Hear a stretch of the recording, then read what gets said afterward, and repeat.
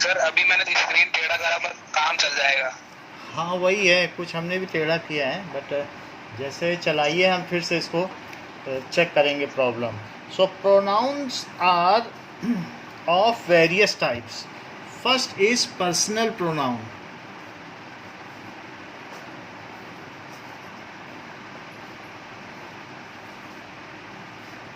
So what does it mean by pronoun? A word which is used instead of noun is called pronoun. So any word which is used in place of noun is called pronoun.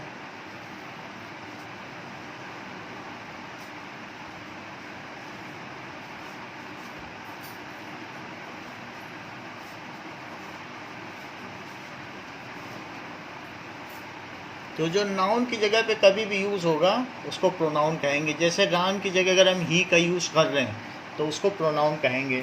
Now there are various types of pronoun. First is personal pronoun. So what is personal pronoun? Such pronoun stands for 3 persons। The kin 3 persons के लिए हैं? सच pronouns stands for 3 persons. What are those 3 persons? The person speaking,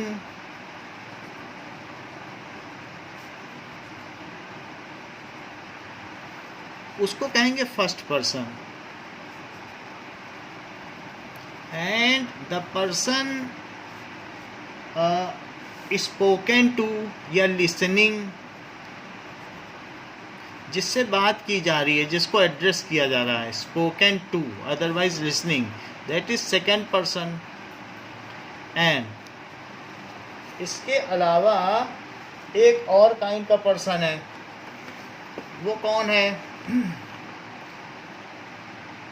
the person spoken of, जिसके बारे में बात की जा रही है उसको कहेंगे the person spoken of. So the person spoken of, such person is called third person, जिसके बारे में बात की जा रही, जो बात कर रहा है, जिससे बात कर रहा है, जिसकी बात कर रहा है। तो 3 अलग अलग लोग हैं। फर्स्ट पर्सन में कौन कौन आता है? I and we, I we. Second person में कौन कौन आएगा? यू, क्योंकि जिससे भी बात करेंगे वो तो यू होगा, और जिसके बारे में बात की जाएगी वो थर्ड पर्सन हो जाएगा, ही, शी, ये सारी चीज़ें आ जाएंगी। सो ही, सी, ये सारे पर्सनल प्रोनाउन रहेंगे। या इसके अलावा दे भी हो सकता है कि they are going. It is, अगर कोई इंसेक्ट है तो इट भी बोल सकते हैं, हाउस है तो इट बोल सकते हैं, ये भी कहा जा सकता है। तो इस तरीके से इसके अलावा इनसे एसोसिएटेड बिलोंगिंग को भी कहा जा सकता है। जैसे थर्ड पर्सन है तो हिज, हिम, हर बैग, ये सब इसी से एसोसिएटेड हैं। यू से एसोसिएटेड कौन सा होगा? योर। आई से एसोसिएटेड माई। वी से एसोसिएटेड क्या होगा? आवर। ऐसे होगा। Now but these are the various personal pronouns. Second is reflexive pronoun. What does it mean by reflexive pronoun?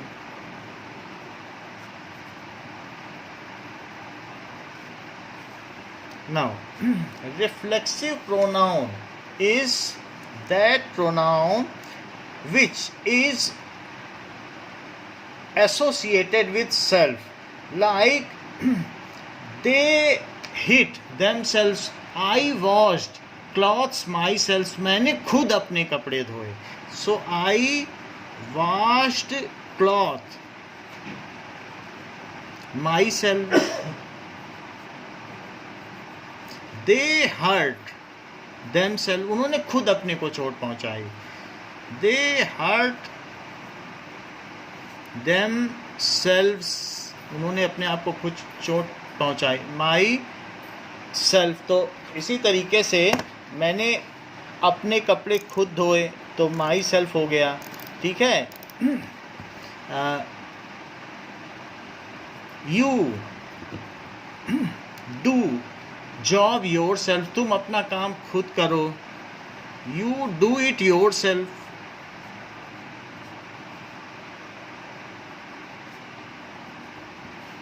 ठीक है.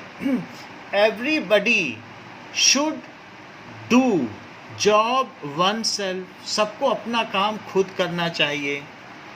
Everybody should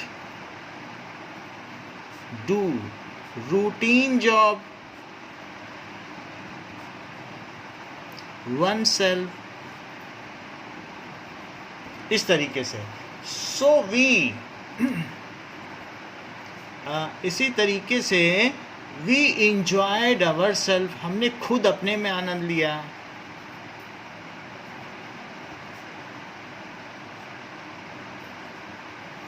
Means where nothing, nobody extra, other person is required, then it is a kind of focusing. खुद का ही reflection है कि मैंने खुद किया. And there is an emphasis. Otherwise ये भी कहा जा सकता है आई वॉश्ड क्लॉथ्स. बट इस बात को दिखाने के लिए कि my friend my mom was not there, that's why I washed cloth myself. So here this is the emphasis. जो रिफ्लेक्सिव प्रोनाउन होते हैं, so whose the pronoun whose effect is directly on subject, जिसका सीधा प्रभाव कर्ता पर पड़े. सो यहाँ पर इसका एग्जाम्पल क्या हुआ? माई सेल्फ, योर सेल्फ, ये सारे हो गए. So their effect is directly on subject. जैसे डिफरेंस, इसका कंट्रास्ट देखो. It's effect is directly on subject. Subject पे इसका प्रभाव पड़ता है. Like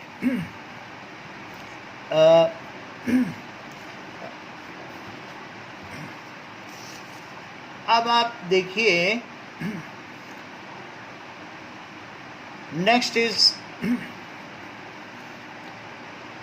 emphatic pronoun. So here a kind of, आपने देखा कि देयर इज,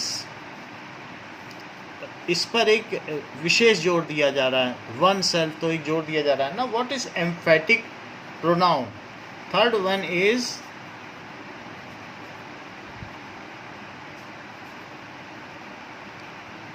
प्रोनाउन.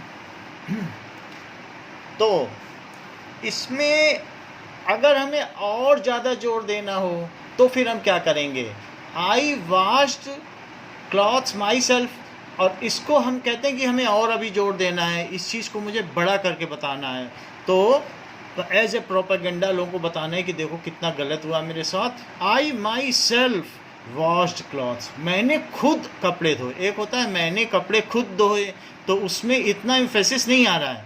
लेकिन you can emphasize it further more, a bit more. What is that kind of emphasis? That is I my self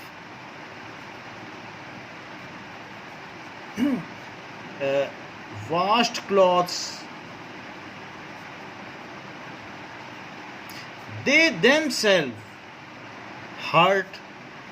उन्होंने खुद अपने आप को चोट पहुंचाई. hurt badly.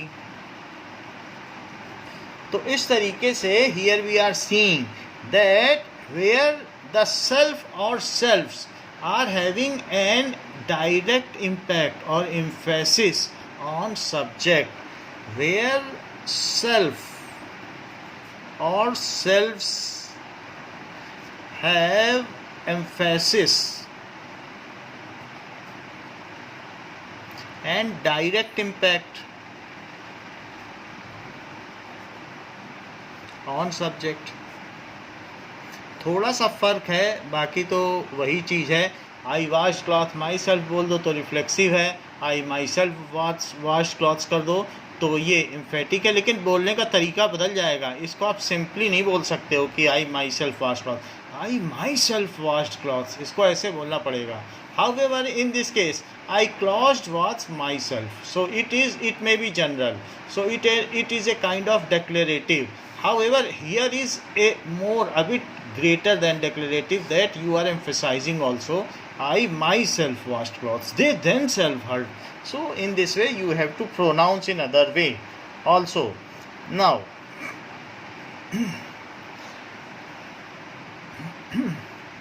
like I myself saw it.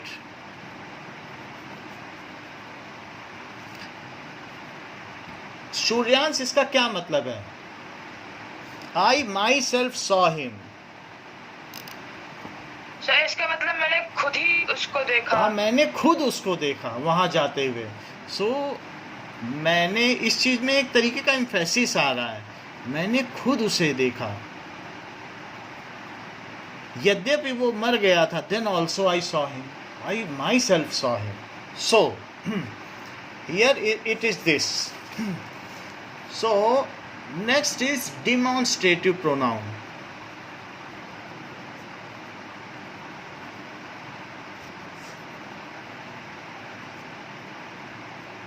If you want to demonstrate anything, then so if they are directed, so such pronouns are directed or indicated to some object. So these point outs or direct to somebody or object, ये किसी और इशारा करते हैं। This book is mine, that book is yours. So this book is mine. So this book is mine, that book is yours. Those books are there. इस तरीके से जो चीज़ें होती हैं. So this, these copies are mine. Those copies are there, yours. ऐसे होता है. These, those, that. It is an insect, ऐसे भी कहा जा सकता है। तो ये जो भी होते हैं, these are demonstrative. All such must be punished, इसका क्या मतलब है? ये सभी पनिश्ड होने चाहिए। So we are indicating all such culprits must be punished. All such culprits, तो इस तरीके के सभी कल्प्रिट पनिश्ड होने चाहिए।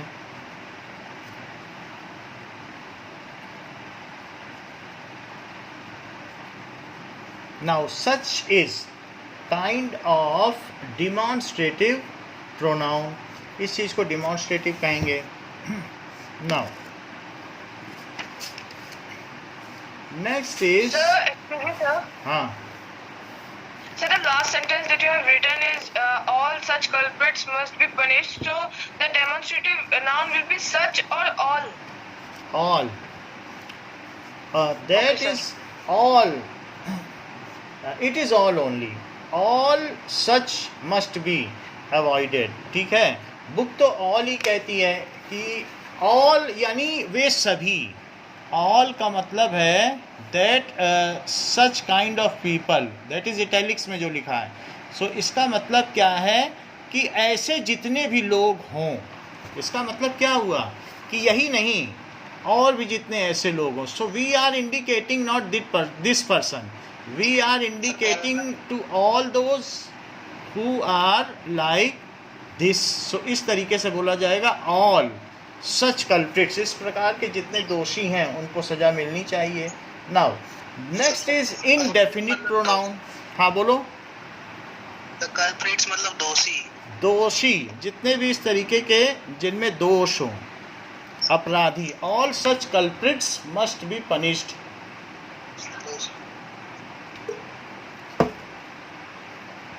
Indefinite pronoun,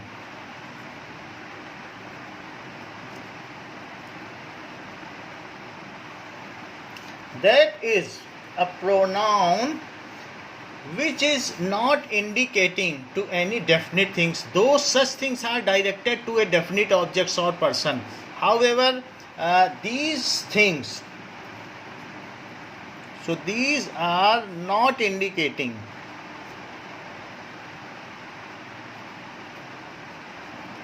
to some definite person or object.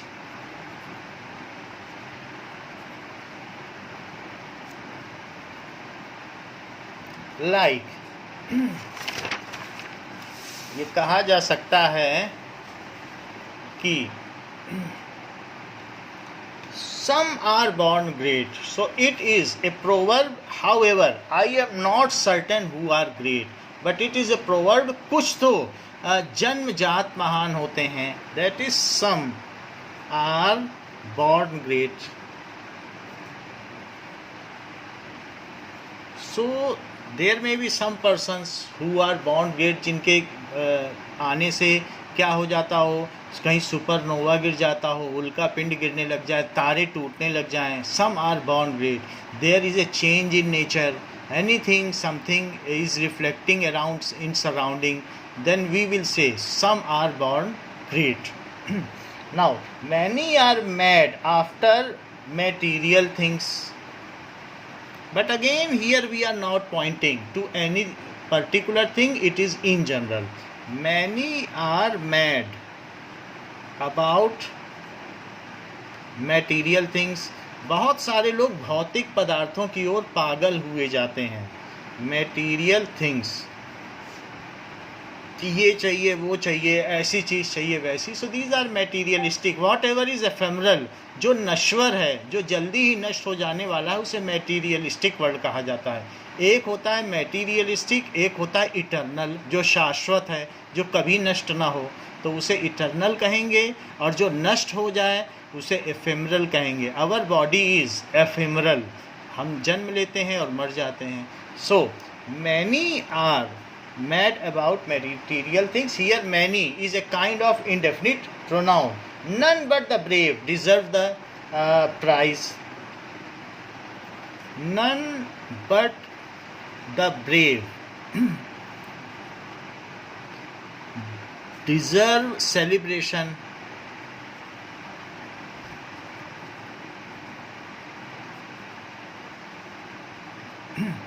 So जो ब्रेव होते हैं वही सेलिब्रेशन कर सकते हैं.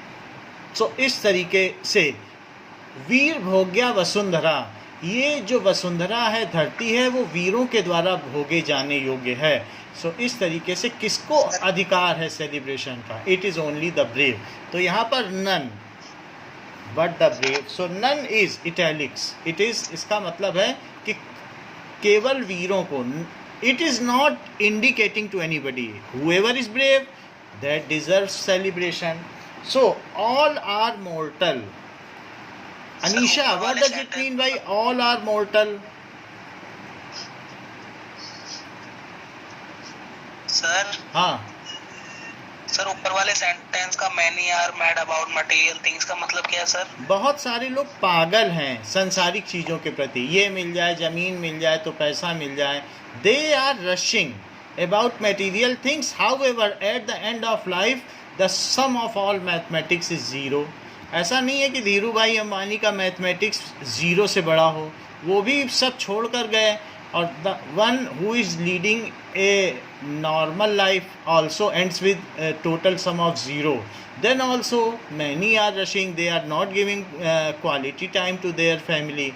So in this way we can say they are doing day and night job, either to get fame, either to acquire material things, either to get iPhone or something else, so that they can boast on it. So persons are mad about material things. So such a quote is said over here, that many are mad about material things.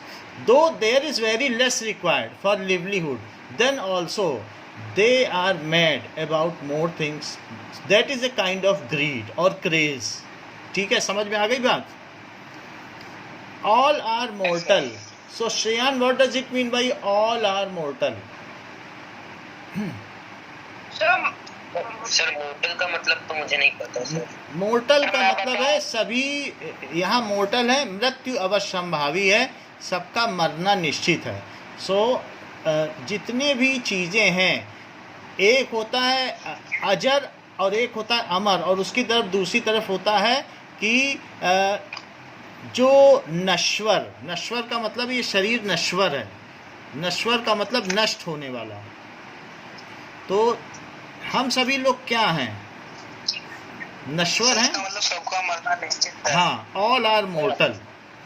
जिसका जन्म हुआ है वो मरेगा, ठीक है। सो यहाँ all बताया गया है। Is it directed to anybody और it is indefinite pronoun? Did anyone, okay, Indefinite. So did anyone stole my watch?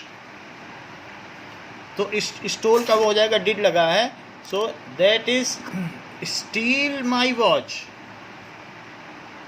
किसी ने मेरी घड़ी चुराई है, ठीक है। Taken, take my watch, so is did anybody, तो यहाँ पर ये पूछा गया है तो इसका मतलब क्या है कि यहाँ पर एनीवन किस तरीके से किया गया है? I am not sure who has taken my watch, so ऐसे कहा जा सकता है। डिड ना लगाइए, सेंटेंस वर्ड नहीं रहा, क्योंकि यहाँ पर एक पैसिव वॉइस बनेगा। आप ऐसे लिखो, हैज़ एनीबडी या एनीवन स्टोलन माई वॉच, तब ये पैसिव वॉइस में बन जाएगा। ऐसे बना लो, स्टोलन माई वॉच। सो तो यहाँ पर आप क्या देख रहे हैं? एनीवन में आप श्योर हैं कि किसने घड़ी चुराई है? Not sure. So somebody knocked at the door. Somebody knocked at the door. Yeah, somebody. Now, Mahi, tell any 5 example of personal pronoun.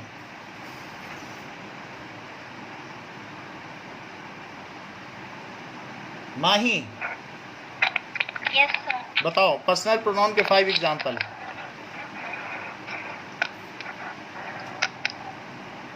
Sir खाली वर्ड्स बोलने, जैसे हाँ, I, वर्ड we, बोलो, you, वर्ड बोलिए। I, we, you, she, he, they, it. Okay, they इसमें से किस person में आता है? थर्ड पर्सन में, ठीक है। जिसके बारे now Anurag, tell some examples of reflexive pronoun. Sir आप जैसे वो माही का आपने मेरी मम्मी का नंबर माही के नाम पे फिट कर दिया, इसलिए आप 966 पे वहाँ मेरी मम्मी के नंबर मैंने पे उसको दे ठीक कर दिया है फिर। ओके, ठीक है। Now Anurag, tell sir something. Anurag नहीं है। ओके, अनुराग नहीं है, तो Shreyan, you tell some examples of reflexive pronoun.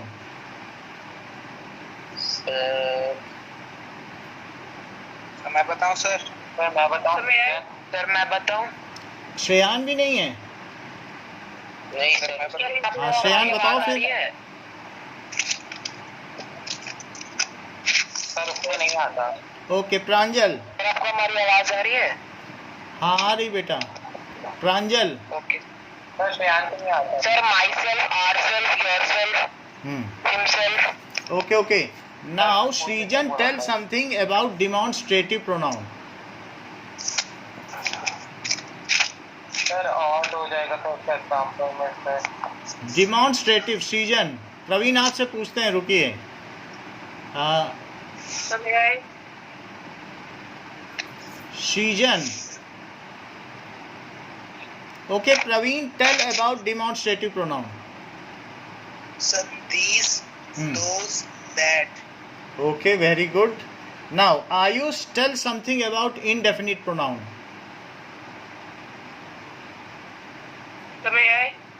श्रेयान बोलो। सर मैं आए। श्रेयान आप बोलते क्यों नहीं? आप बोल के रुक जाते हैं। प्रांजल बताइए। Sir indefinite pronoun do not stand for any specific person or thing. Example बताइए। सर जैसे सम, बोथ। सर लाइन के साथ बताना है। बोथ तो नहीं हो सकता है। बोथ में you are sure that who are those, both of you are culprit, यहाँ नहीं हो सकता है। और कुछ बोलिए। somebody, something, anybody. हाँ, none, all, anyone, somebody, some, ये हो सकता है। Now next is distributive pronoun.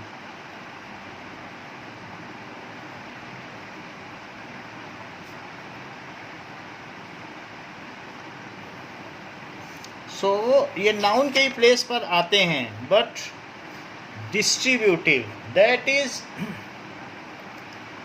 Each of them, उनमें से हर एक, वॉज ऑनेस्ट। अब ईच लग गया है तो यहाँ वॉज लगेगा, ऑनेस्ट, उनमें से हर एक ईमानदार था, ठीक है। ईच ऑफ यू, अगर क्लास में बहुत सारे बच्चे हैं तो each of you will get prize. It is a kind of distributive, ठीक है। Now neither of two has given correct answer, उनमें से किसी ने सही जवाब नहीं दिया। Neither of both have answered correctly, इस तरीके से। So here a kind of distribution is there because I am addressing to everybody. जब टीचर इस तरीके से बोलेगा neither of the class has replied, so everybody in class is meek, silent, that means teacher is addressing everybody. So each of you are culprit, so each of you are dishonest, so each of you is dishonest. इसका मतलब क्या है, तुम में से हर एक dishonest है। सो इस तरीके से कहा जाएगा, ईच के लिए हिसाब से हो जाएगा। नाउ सच इज द, हाँ मैनी नहीं आ सकता। Many here it is kind that distributive pronoun. So यहाँ पर डिस्ट्रीब्यूटिव का मतलब है कि it is addressed to every person. So इस केस में डिस्ट्रीब्यूटिव प्रोनाउन जहाँ पर भी होगा, नाउ आइदर हो सकता है, ईच हो सकता है, यही हो सकता है। मैनी के लिए आगे बने अभी 11 तरीके के प्रोनाउन हैं, let we will come one by one to those. अब जैसे ऐसा भी हो सकता है, either of these roads leads to railway station, either भी आ सकता है। What does it mean distributive pronoun? So that is distributive pronouns. Each, either, neither. They refer to the person or thing one at a time. एक ही को वो refer करती हूँ. So they refer. अभी बताता हूँ. Either of the road. इनमें से कोई भी दो में से कोई भी रोड, 2 या 3 रोड्स हों, leads to railway station. So what is definition of it? That they refer to person or things one at a time.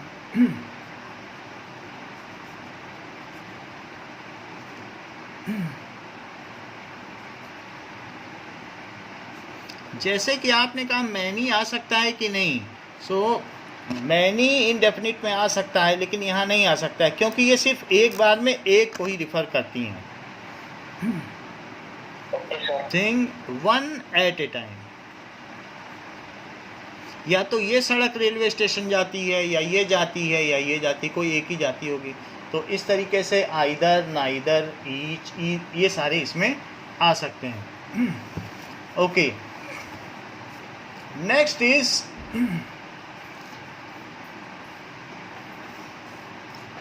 Seventh, interrogative pronoun. So interrogative pronoun क्या है?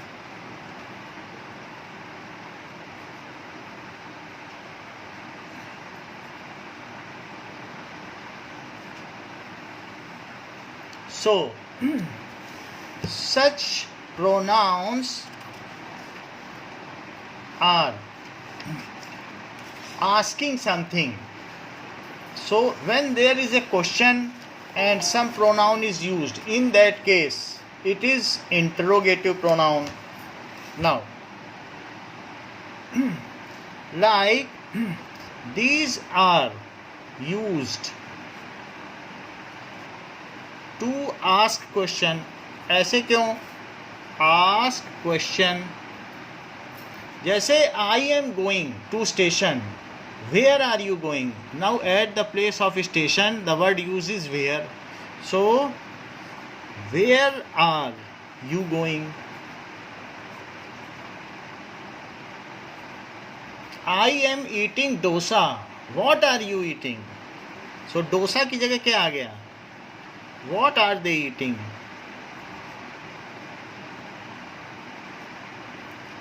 I am playing cricket, what are you playing?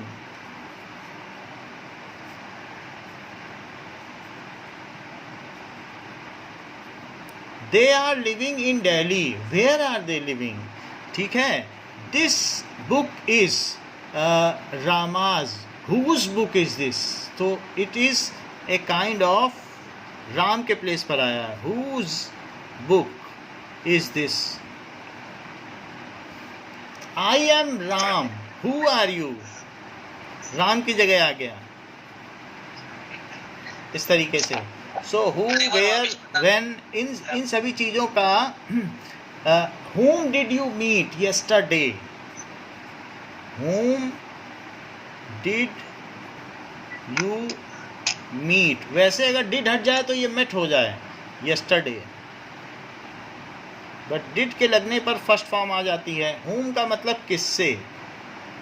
So when, if there is noun replaced by a pronoun and there is a query or question, then it is a kind of interrogative, प्रश्नवाचक सर्वनाम हो जाता है। Now at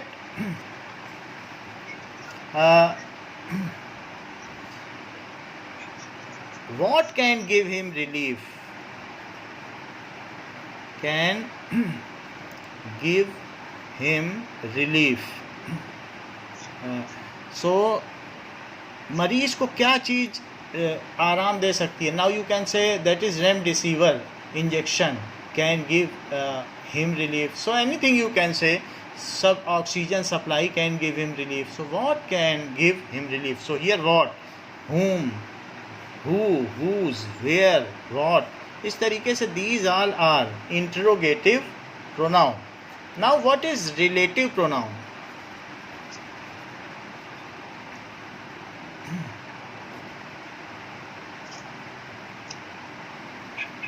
So relative pronoun means it refers or relates to some noun going so it relates to some noun. ये किसी न किसी से रिलेट करे तो समझिए कि रिलेटिव प्रोनाउन है। कैसे? So it relates to some noun, like I have found the book. I have, sentence वही है, I have found the book which, तो ये which किससे रिलेट कर रहा है? Which I lost yesterday. तो ये मैंने वो किताब पा ली है जो मैंने खो दी थी। तो यहाँ विच जो है रिलेटिव प्रोनाउन है, it relates to a noun. So one who borrows goes to sorrows, so यहाँ पर भी रिलेटिव है। वन हु किसके लिए है? जो बोरो करता है, बोरोज का मतलब है जो कर्ज लेता है। एक तरीके से ये वन के लिए है। So one, it is relating to one who borrows, जो कर्ज लेता है, गोज टू सॉरोज, उसे दुख होता है। सर इसमें राइमिंग टाइप हो रहा है ना सर? हाँ, सो राइमिंग वर्ड्स जैसा ही है। Now I dislike a man who always tells A lie, so I dislike a man. I dislike a man who, तो प्रवीण बताइए हु को किससे रिलेट करते हैं? Who always tells a lie. Who co relate करिए किसी न किसी से, बताइए किससे रिलेट करूं? सर एक minute sir,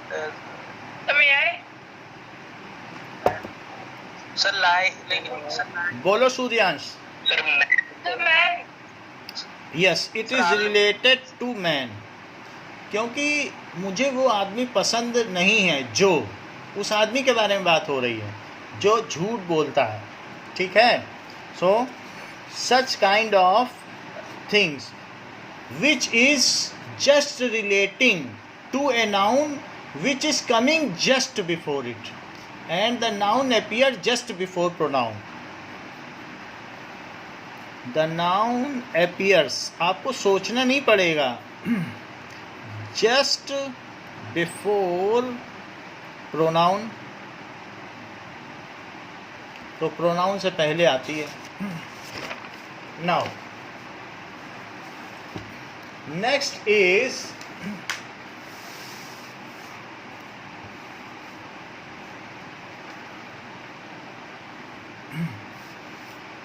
exclamatory pronoun. Is such kind of pronoun also exist? Exclamatory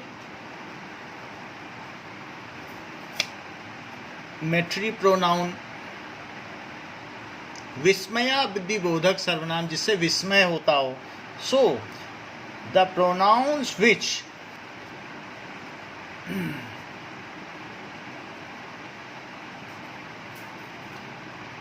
express, ठीक है, डीप एंजाइटी. सो ये किसी न किसी बहुत आश्चर्य को व्यक्त करें, सो उसको करेंगे.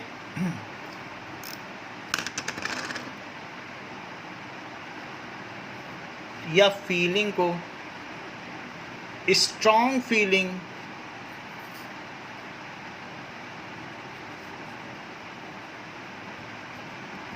तो ऐसे केस में What a beautiful monument it is. So what यहाँ ताज के लिए आया है. What a beautiful, किसी न किसी को रिप्लेस करेगा, नाउन को ही रिप्लेस करेगा.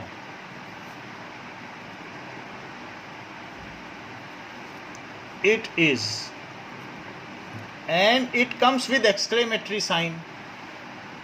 Now in this way exclamatory pronouns are used. Like mostly what ही आता है.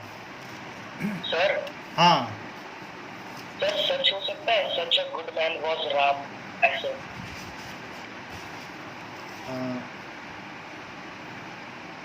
सच का देखना पड़ेगा. ये सबसे बड़ी बात है कि रिप्लेस करना चाहिए. किसी नाउन को रिप्लेस करेगा तो ही प्रोनाउन होगा, अदरवाइज प्रोनाउन नहीं हो सकता. यहाँ पर ये वॉट है तो it is replacing Taj. So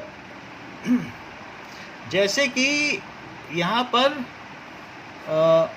what a news, कोई न्यूज़ होगी तो उसमें आप लगा सकते हो there is some news, so what a news. So इस तरीके से अगर कहीं पर आएगा तो आएगा. और उसमें in such cases interrogative pronouns are used for, सिर्फ इंट्रोगेटिव प्रोनाउन का यूज़ होगा, फॉर एक्सक्लेमेटरी साइन का यूज़ नहीं होगा. अगर उस तरीके का होता है तो एक्सक्लेमेटरी सेंटेंस हो जाएगा. जैसे hurrah we won the match, oh I lost my purse, those are not coming under pronoun, these are exclamatory words. However in case what का यूज़ हो जाए और कुछ, मोस्टली तो वॉट का यूज़ होता है, बट फॉर सडन सरप्राइज इस तरीके से इस्तेमाल होगा. अब देखिए next is impersonal pronoun. So जैसे कि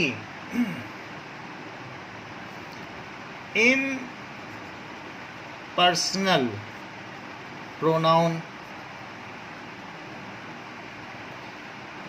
if we are using pronoun for the nouns which are obvious, used for the nouns, या ऐसे नाउन की जगह इस्तेमाल किया गया है which are obvious, जो बिल्कुल स्पष्ट हैं, किसी को बताने की ज़रूरत नहीं है और ना कोई आपसे पूछेगा. ओके, जैसे पूछा जाए, कहा जाए इट इज़ रेनिंग, तो ये बरस रहा है, इट इज़ रेनिंग. होना क्या चाहिए था, वाटर इज़ रेनिंग. तो आपसे कोई पूछेगा कि क्या बरस रहा है, मछली बरस रही कि दूध बरस रहा है, कोई पूछेगा? कि यहाँ पर वाटर ऑब्वियस है, ठीक है. सो इट इज़ रेनिंग, यहाँ पर जो इट का यूज़ हुआ है तो ये इम्पर्सनल प्रोनाउन है. Okay, now here it is 7 o'clock. What does it mean? It is 7 o'clock. तो यहाँ पर अमित कुमार, इट किसके लिए आया है?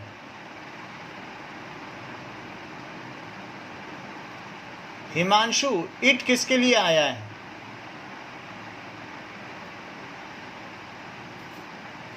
कार्तिक,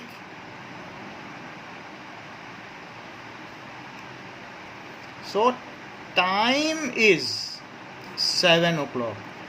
टाइम के लिए आया है, क्योंकि कोई ये नहीं पूछेगा 7 o'clock क्या हो गया है. It is for time. Am I Audible?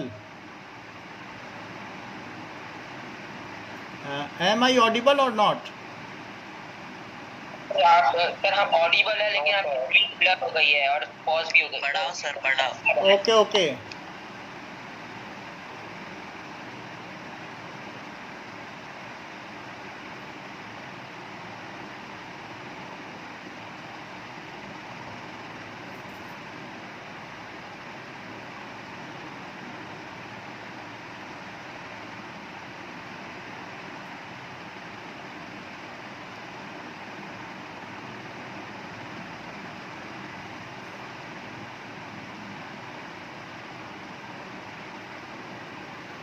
Now,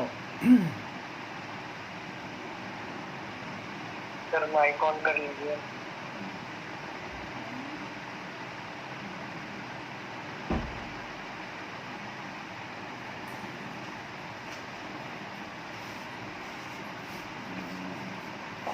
now it is 7 o'clock.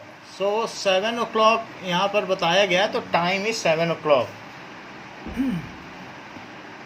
Reciprocal pronoun. What does it mean by reciprocal pronoun?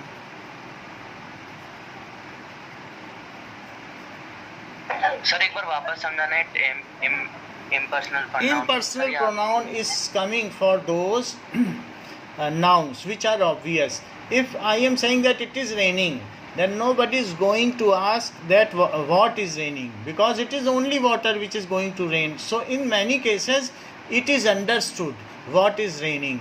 Water is raining. So it is used in place of water, and nobody is asking, and it is hidden in it. So it is used in place of water. So the sentence, this is in a running, ये जो है running sentence है जो कि trend में आ रहा है. It is raining. कोई अब बोलता नहीं है water is raining. It is 7 o'clock. Otherwise we can say time is 7 o'clock. So we need not to mention that time is 7 o'clock. You can say it is 7 o'clock. So it is understood that I am talking about time. तो it यहाँ पर time के लिए आया. सो जहाँ पर noun obvious होता है तो वहाँ पर उसका ओमिशन करके इट लगा दिया जाता है. Next is reciprocal pronoun. Like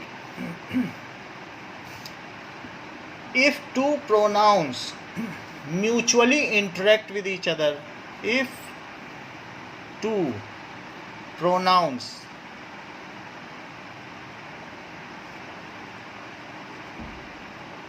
mutually interact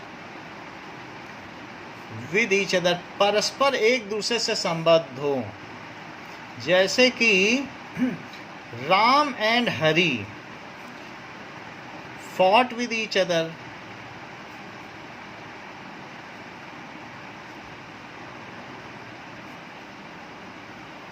So each other, एक दूसरे से वे लड़े. तो यहाँ जो each other वर्ड है, that is making it reciprocal. Ram and Hari fought with each other, एक दूसरे से.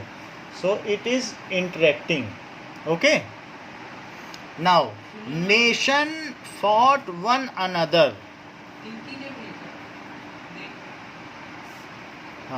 Nation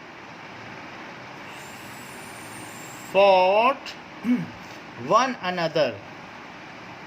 बहुत सारे लोग, जब नेशन 1914 में फर्स्ट वर्ल्ड वार हुआ था तो कई देश एक दूसरे से लड़ रहे थे. Russia, Poland, England.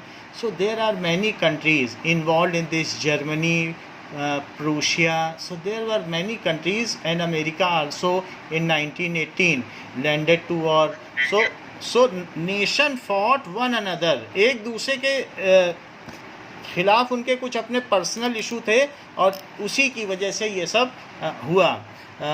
Now one another in 1914. तो यहाँ वन अनदर क्या है? They are reciprocating. टू की नेशन आपस में एक दूसरे के साथ लड़े. So nations fought one another in 1914. Now here pronoun is also of two numbers. प्रोनाउन में भी दो नंबर होते हैं. So singular number and plural number. So pronoun is having, जैसे उसमें सिंगुलर प्लूरल होता है तो सिंगुलर एंड प्लूरल नंबर. सो जैसे कि अगर आई सिंगुलर है तो उसका प्लूरल क्या हुआ? सो आई का यस, आई का वी हो जाएगा. और अगर आई के साथ मी आ रहा है तो मी का क्या हो जाएगा? ऑल. जैसे आप देखो मी है तो यहाँ पर हो जाएगा us. This book belongs to me, so this book belongs to us. This book, तो उसी के हिसाब से सेंटेंस भी बनना चाहिए. बिलोंग्स टू मी, तो दिस बुक तो नहीं होगा, फिर दीज बुक्स हो जाएगा, क्योंकि फिर जब बहुत सारे लोग होंगे तब तो दीज हो जाएगा. So these books belong to us. ऐसे ही माई का क्या हो जाएगा?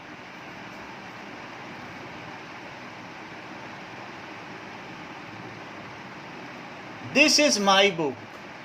तो यहाँ पर है जैसे आई लव माई बुक, तो we love our country. Yes, it is our. So I love my country, we love our country. इस तरीके से है. इसी तरीके से माइन का क्या हो जाएगा? हाँ, आवर्स हो जाएगा. एंड यू का क्या हो जाता है? यू ही रहेगा. क्लास में कई बार क्या होता है कि टीचर एक को भी एड्रेस कर सकता है, तो तब अगर आप एक को एड्रेस करता है तो और नहीं तो बहुतों को भी एड्रेस कर सकता है, तो उसके हिसाब से यू का हम यूज़ करते हैं. नाउ अब देखें कि योर का भी योर ही रहता है, लेकिन इसके बेसिस पर है कि अगर ज़्यादा लोग हैं तो योर्स हो जाएगा. ठीक है. You look after yours luggage, यानी यहाँ कई लोगों के लिए कहा गया है, तब वहाँ पर यू जो है प्लूरल में आ गया है. You should look after yours luggage.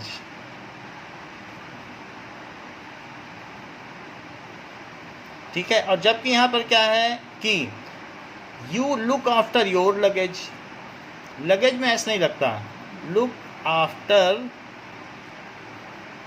Your luggage ऐसा है. Next is he. तो ही का क्या होगा? हाँ, जैसे ही है सो ही इज गोइंग, तो इन्होंने जैसे बता दिया कि दे होगा. किसने बताया है? दे आर गोइंग, क्योंकि प्लूरल कर दिया. He is going, they are going को यहाँ पर ये तो नहीं है, जेंडर तो है नहीं, ये तो एक वचन बहुवचन है. He is going, they are going, तो ही की जगह ग्रुप में हो गया. They are going. She is going, she का क्या हो गया? दे. ठीक है. इट का क्या हो गया? दे. तो इस तरीके से चेंज हो जाता है जेंडर. ऐसे ही हिम और हर का क्या हो जाएगा? ठीक है. This book belongs Sir, to his or him. hers? This book belongs to him. This book belongs to her. So those book belongs to These. them. They, them. This book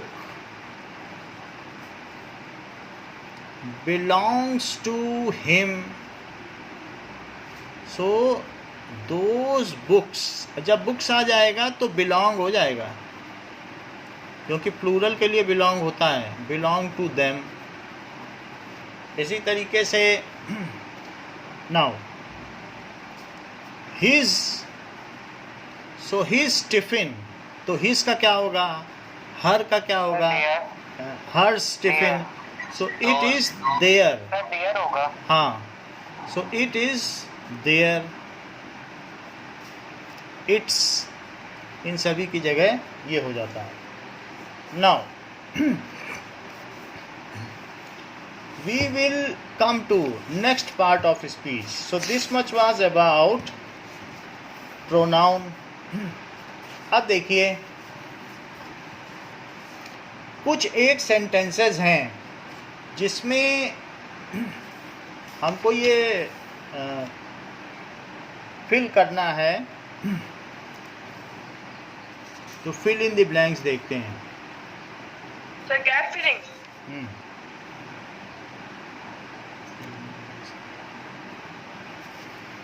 अब देखो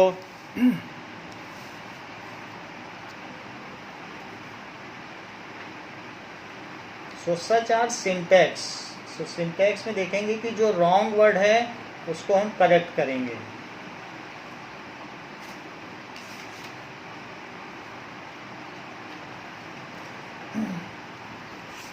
Now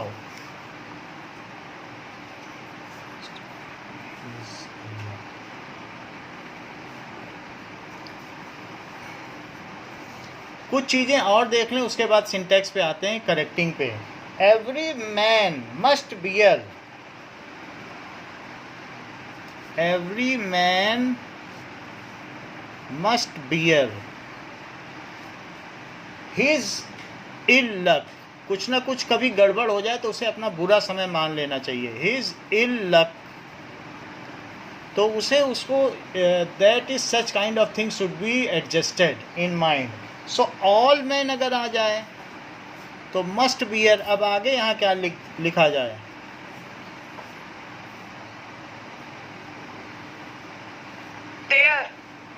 there. So their ill luck, जब all आ गया तो there हो जाएगा। Now,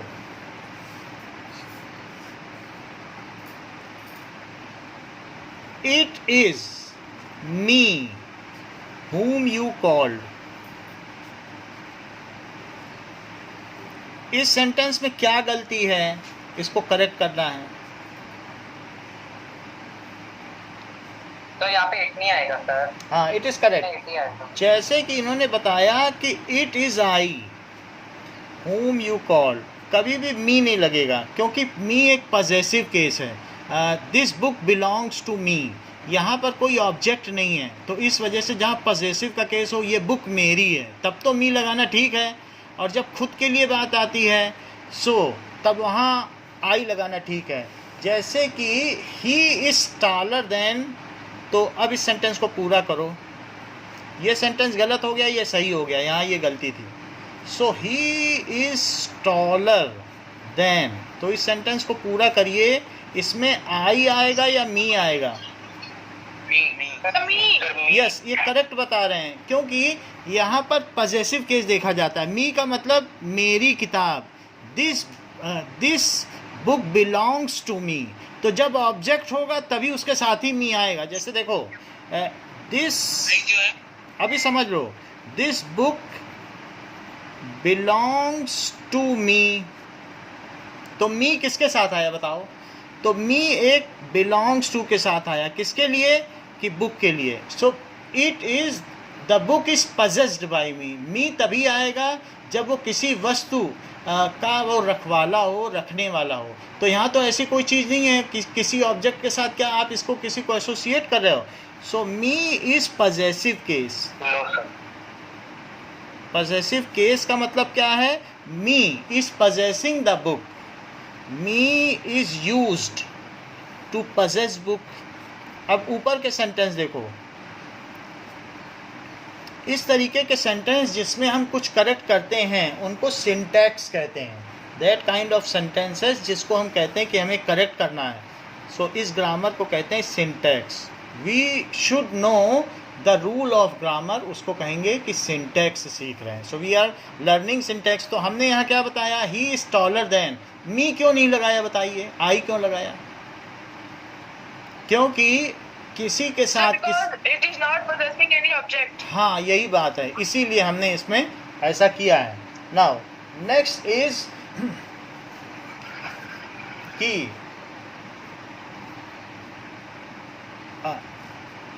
we are, यहां पर दिया गया है we are as rich as. Them आना चाहिए कि दे आना चाहिए? Sir them।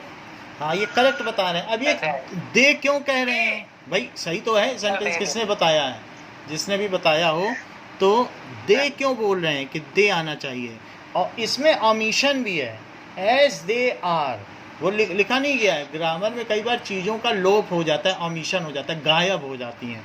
So we are as rich as they are. यहाँ अंडरस्टूड है कि आर है, बट आर लगाया नहीं गया, are is omitted, are is omitted, वो गायब कर दिया गया बिकॉज इट इज अंडरस्टूड। सो यहाँ पर आर वर्ड ओमिटेड है। और देन क्यों नहीं लगाया गया है? So these books belongs to them. Them किसके लिए होता है बताओ? Belong to them, possessive case किसके लिए होता है? तो यहाँ पर जो दे है, यहाँ वो कुछ पजेस तो कर नहीं रहे हैं। It is only a mere comparison. They are, nothing is reflected that they are possessing something. So यहाँ पर दे लगाएंगे। जहाँ सेंटेंस का अंत करना होता है, तो अभी और भी चीज़ें ऐसे देखेंगे। सो अब देखें कि नाउ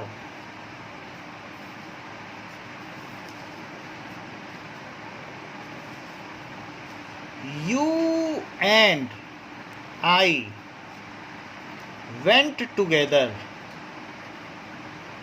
क्या ये सेंटेंस सही है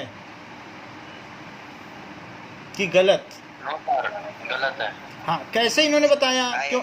बिल्कुल इनको 231 का रूल पता है। ये रूल जिसको पता है, देखो कुछ लोग को ग्रामर पहले से पता होती है, वरना इतनी आसानी से कैसे ये बता देते। इनको मालूम है कि सेकंड पर्सन पहले आना चाहिए, फिर थर्ड पर्सन आना चाहिए, और फिर फर्स्ट पर्सन आना चाहिए। तो इनको मालूम था कि ये सेकंड पर्सन है और ये फर्स्ट पर्सन है, तो 2 पहले आना चाहिए और 1 बाद में, तभी तो ये बोल पाए कि ये सेंटेंस सही है, नहीं तो गलत बोल देते। सो जैसे इन्होंने ये बात कही कि ये सेंटेंस में कोई गलती नहीं, ये अगर इस तरीके का सेंटेंस होता, you he and I went together, तब क्या ये ठीक होता? No yes sir, sir. No sir, सही होता। बोलो। नो सर, हाँ, नो किसने कहा है? सीजन ने ठीक कहा, क्योंकि सीजन जानते हैं कि ये सेकंड पर्सन है, ये थर्ड पर्सन है और ये फर्स्ट पर्सन है। सीजन को 231 का रूल पता है।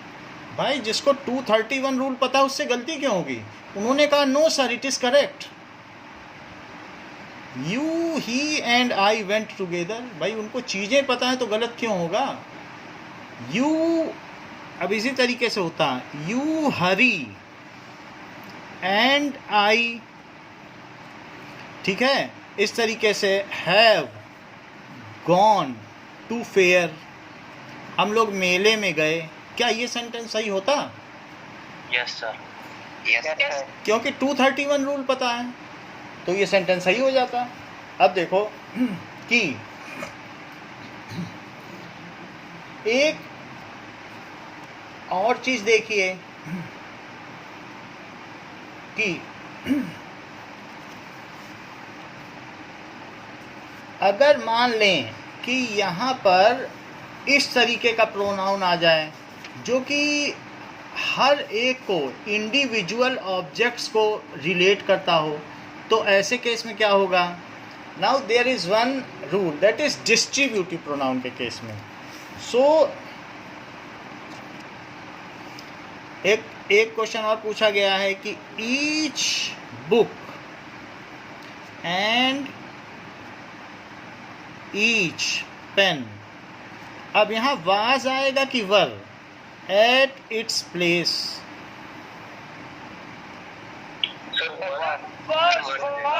भाई दो चीजें हैं, वाज भी आ सकता है, वर भी आ सकता है, तो हमें आपको ये बताना है कि क्या आएगा, हमें बता दीजिए, हम वही लिख दें। वाज इसलिए आएगा in case of distributive pronoun, it is indicating at a time only once. तो ये डिस्ट्रीब्यूटिव प्रोनाउन है, तो ये सिर्फ एक की ओर ही इंगित करता है। So in case of distributive pronoun, ठीक है, only singular verb is used. तो यहाँ जो वर्ब यूज हुआ है वो एक एज ए सिंगुलर के लिए यूज होता है, वही यूज किया गया है। Singular verb is used, singular verb का हमने यहाँ इस्तेमाल कर लिया। अब देखिए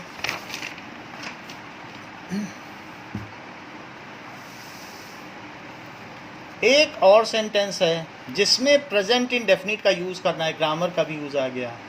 each day and each hour, प्रतिदिन और प्रत्येक घंटा।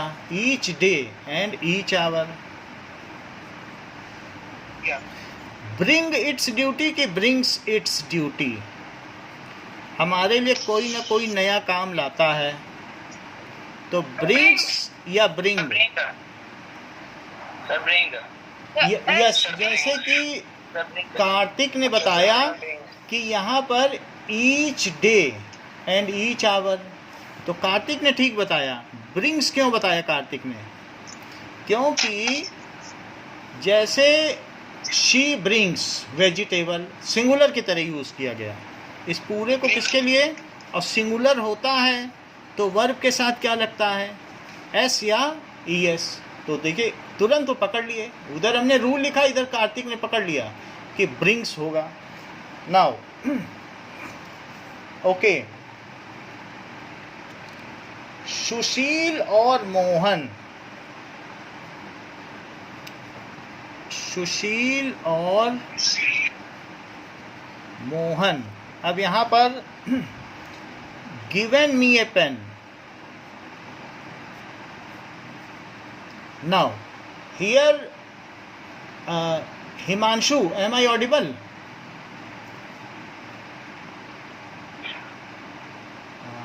अमित कुमार, हाँ हिमांशु हो तो बताइए यहाँ क्या भरें?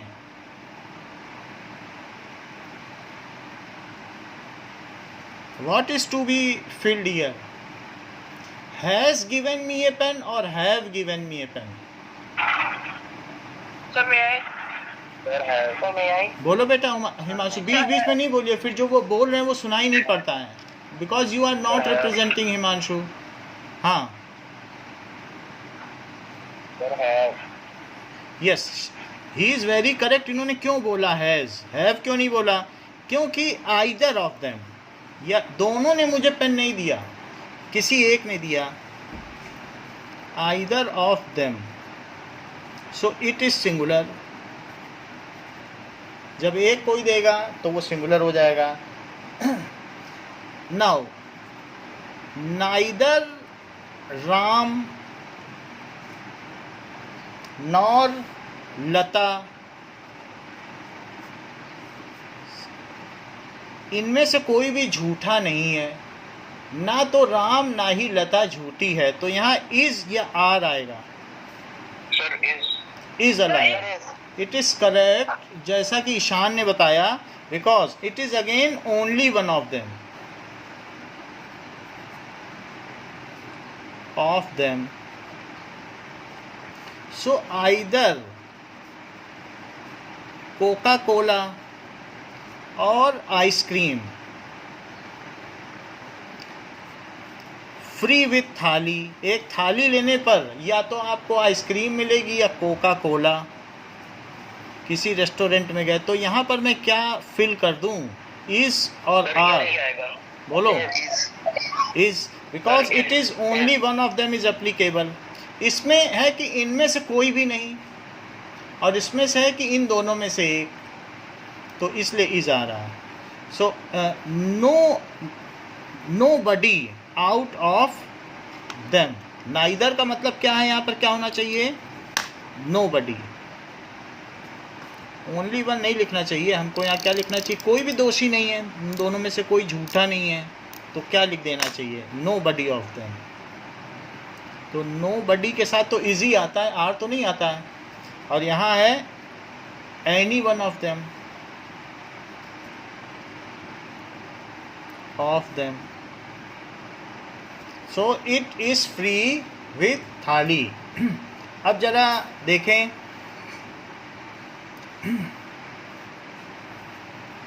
Okay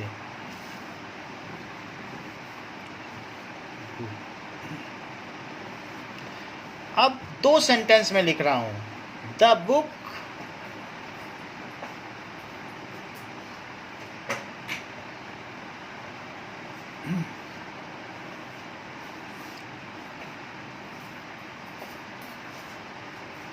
the man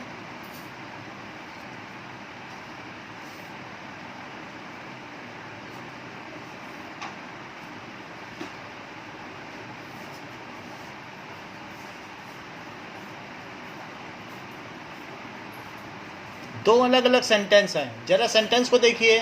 the book dash I read is missing, जो बुक मैंने पढ़ी वो खो गई है। तो इसमें अनीशा आप आ गई, बताइए क्या लिखें, बताओ। द बुक, हाँ, द बुक विच, यहाँ पर विच से ज़्यादा ठीक है, because I am not indicating, it is in a general sentence and I am not fingering it out. The book which I read, it is not at present, it is the situation of past. अब उसको मैं indicate तो नहीं कर सकता हूँ, तो अब वो बुक हमारे सामने भी नहीं है कि मैं उसे करूँ, वो मिसिंग हो गई है। So the book which I read, तो दैट किसके लिए होता है, डिमॉन्स्ट्रेटिव के लिए होता है, बट यहाँ डिमॉन्स्ट्रेट नहीं कर सकती हो, ये पास्ट का है, तो इसलिए विच ठीक है। अनीशा नेक्स्ट का बताओ।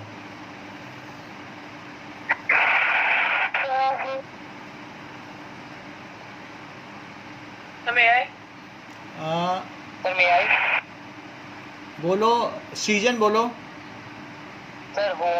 whom, तो जब मैन के लिए होगा तो whom होगा, whom you saw। अगर किसी एनिमेट की चीज़ के लिए जिसमें जान है, सो देन बायोटिक के लिए है तो whom होगा, और ए बायोटिक या इन एनिमेट है तो which होगा। So in this way you have to use. Now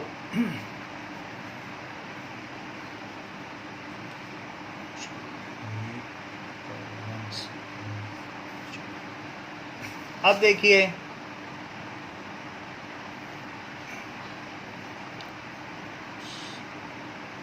I am not so weak, I am not so weak, मैं उतना कमज़ोर नहीं हूँ। as, अब यहाँ पर क्या आएगा, he आएगा और him। So as he. Sir him, he, क्योंकि ये पजेसिव केस नहीं है। him is a possessive case which needed object। him क्या होता है, him is उसके साथ कुछ, this book belongs to him। तो यहाँ पर तो वीक के बारे में आ रहा, कोई चीज़ किसी के साथ तो है नहीं। him is possessive case। possessive का मतलब रखना, possessive का मतलब क्या होता है, कोई चीज़ रखता हो। सो him is possessive case but which needs object, उसमें ऑब्जेक्ट होना ज़रूरी है, बिना ऑब्जेक्ट के तो him आ ही नहीं सकता। कैसे, this book belongs to him, तो book belongs to him for example तब आएगा।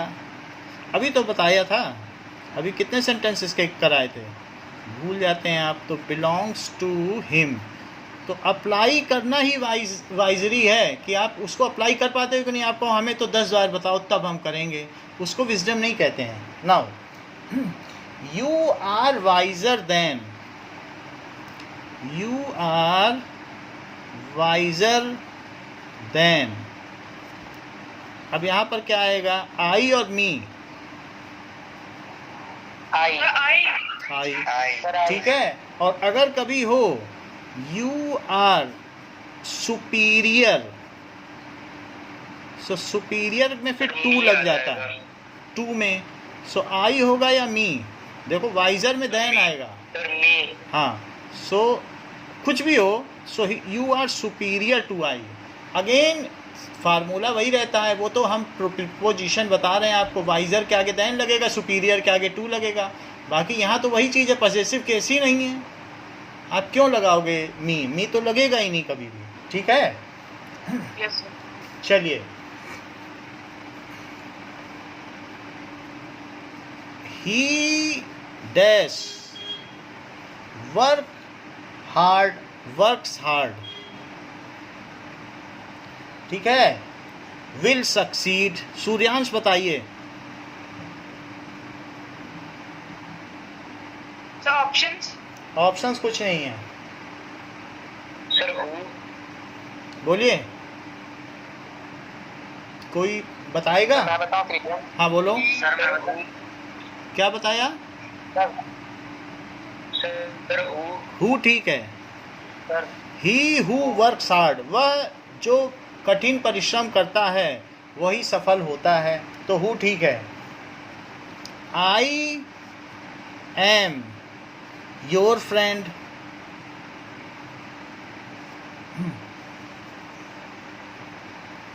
So will help you. Kunal बताइए, आप पिछली बार ट्राई कर रहे थे, बोलो। आई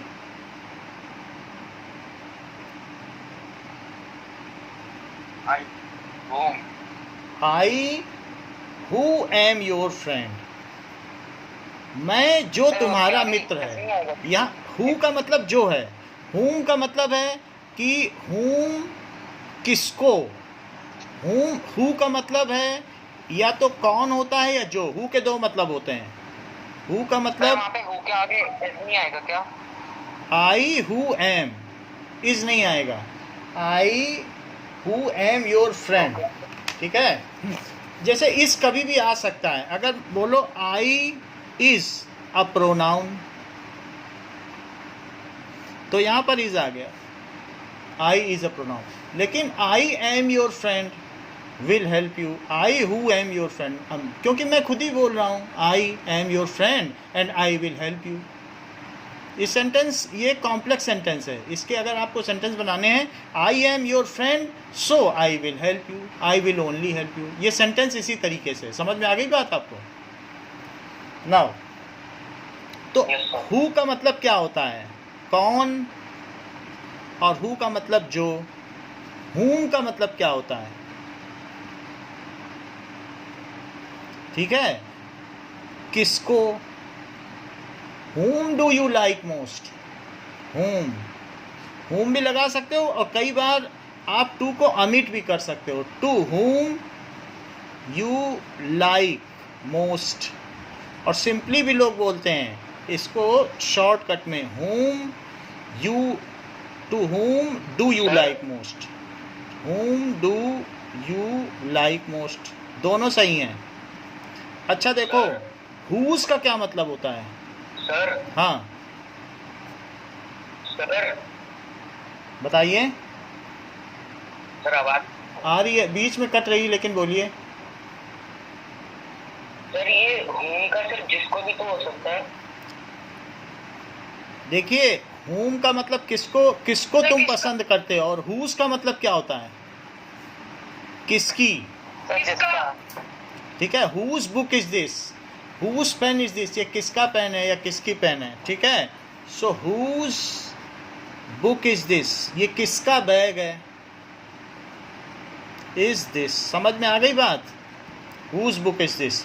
सो अभी हम लोगों ने प्रोनाउन के कुछ सिंटैक्स किए हैं, there are still some left, and we will continue after that with adjective. कुछ हम एरर्स देखेंगे और 5:40 पे दूसरे लिंक के साथ ज्वाइन करिए। इस क्लास के लिए इतना ही। Thank you.